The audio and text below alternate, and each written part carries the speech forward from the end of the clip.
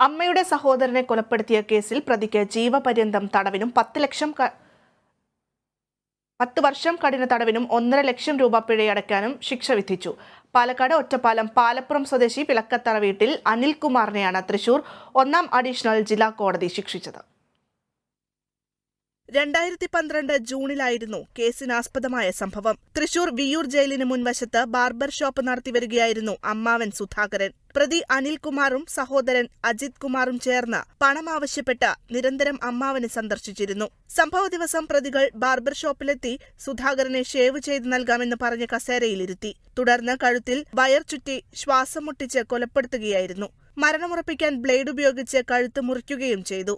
കൊലയ്ക്ക് ശേഷം സുധാകരന്റെ സ്വർണമാല, മോതിരം, കടയിലുണ്ടായിരുന്ന പേഴ്സ് എന്നിവ കൈക്കലാക്കി കടയുടെ ഷട്ടർ അടച്ച് പ്രതികൾ ഇരുവരും രക്ഷപ്പെട്ടു.